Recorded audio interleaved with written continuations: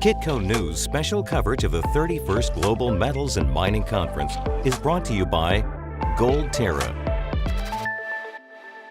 Hello and good afternoon from me, Paul Harris at Kitco News. We're at the BMO Metals and Mining Conference in Florida in the USA. Today we're talking about gold exploration in northern Canada, and for that I'm joined by Gerard Penitent, Chair and CEO of Terra Resource. Good afternoon, Gerard. How are you? Good, very good. Thank you, Paul. Before we get talking specifically about Terra, you've been serially successful in your career. D2 Gold, Newcastle Gold, companies that have all been sold, made your shareholders a lot of money. And now you're coming back with Terra Resource. What's the plan there? What are you looking to do with Terra? Well, Terra is a venture that I joined approximately 2 years ago as the chairman. And with the departure of our CEO at the end of December, I basically took his position, chairman and CEO. The reason I was involved in the project in Yellowknife is mainly the attraction of high-grade nature of the gold deposit. The Campbell Shear has generated 14 million ounces of 15 to 22 gram material over the years since the 30s. The mines were shut down in low gold price environment in the early 2003, and the potential to find more at these grade is still there. Okay, so Yellowknife, Northwest Territories in Canada. What's it like operating there? A lot of people think Canada, you're dealing with extreme cold, high cost environment, things of that nature. Is that the case or not? It is the case that it's a cold climate in northern Canada, there's no question. But it's a town of 20,000 people. So there is plenty of activity, there's plenty of support, of supply. There is 3-4 flights a day from different cities, Edmonton, Calgary, Vancouver, that goes to Yellowknife. And everybody goes home at night. That's an important message. That's why our drill cost is so much cheaper than, for example, if you're in the boonies. Okay. In addition to Yellowknife, you also have an option agreement with Newmont on the Con mine. Tell us a little bit about the option agreement and what's your plan there to work through that option agreement and potentially exercise that option? So at the moment I joined the company in November 2019, I sat with the management and I said, this is what we need to do.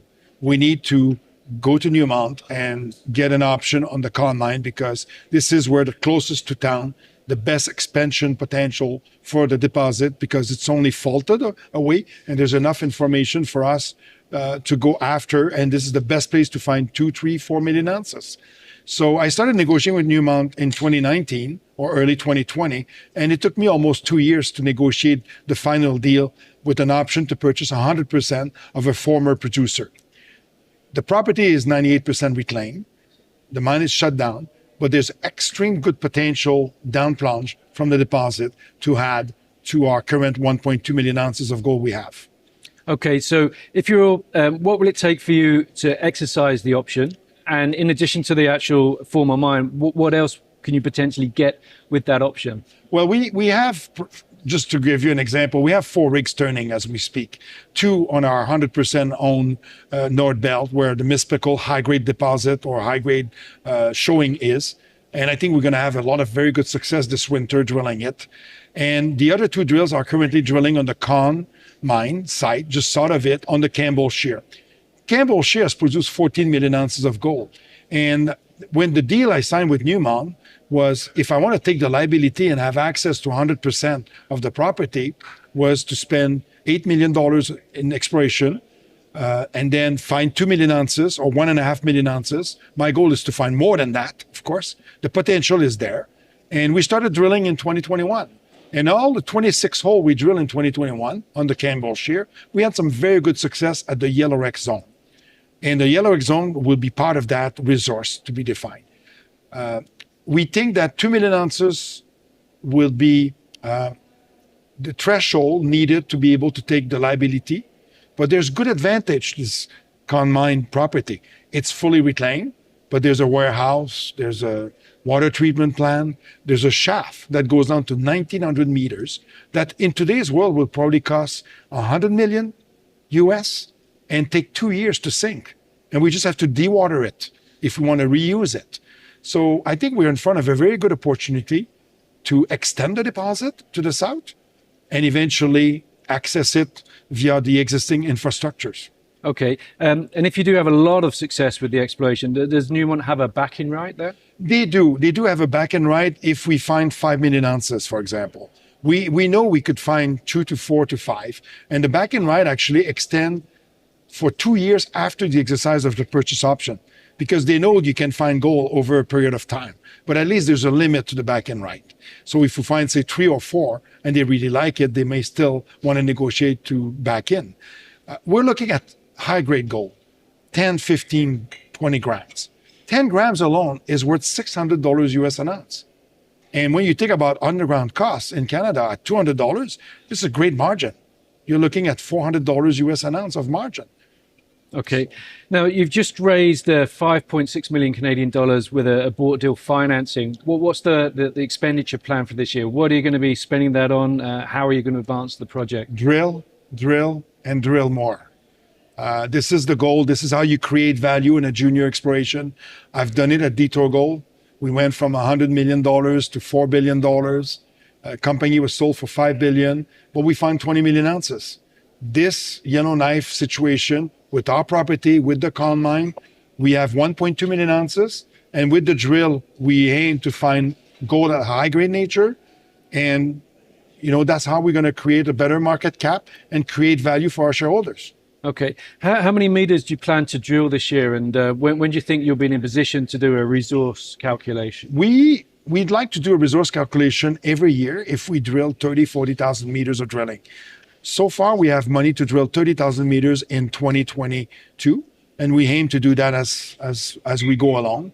And if we have very good success and we want to drill more, we'll add some drill. But it's success. Success bring more money. Success bring more drilling and more drills. Okay, so you keep drilling, Yeah. raise some money, keep drilling, build the resource. The target is there. The Campbell Shear is 70 kilometers long. We control all of it with the option with purchasing the con mine with Newmont. We have immediate target. We're currently drilling at 1,000 meters vertical and also near surface to bring the Yellowknife deposit in a 50 by 50 meters indicated resource. So we have a lot of work this year, but we are drilling, and our plan is a minimum of 30,000 meters and maybe more. Okay, let's talk a little bit about ESG aspects now. It's a key theme here at the conference this week.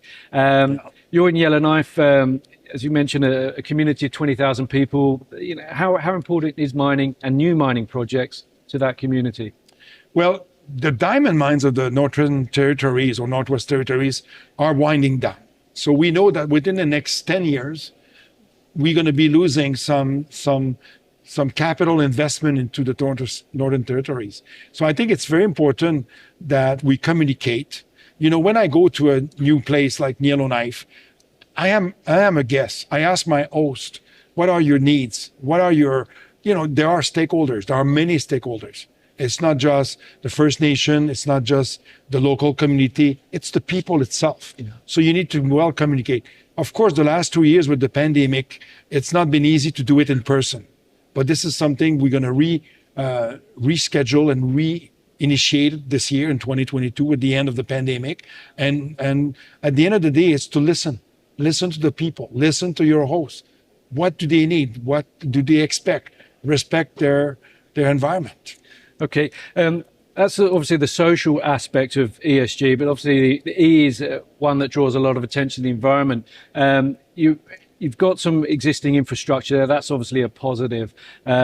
What else will you need to do from an environmental point of view to, really show that you've got a modern project that really takes care of things, takes care of water, takes care of? It's a very good question because I was involved in building 3 gold mines during my career. 2 while I was at Barrick, plus Detour Gold, or the Detour Lake mine.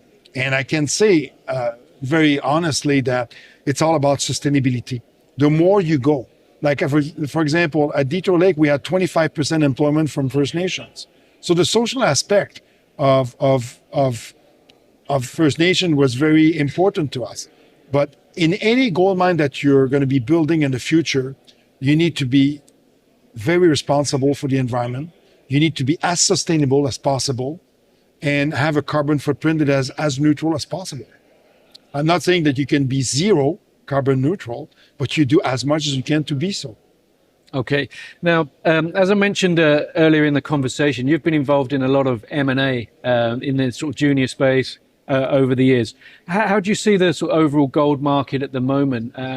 Again, one of the themes here at this conference is shareholders are starting to give management teams the green light to do inorganic growth again. Do you see there's going to be perhaps a proliferation of transactions coming out, in particular given that the precious metals prices are riding high, people are cash rich?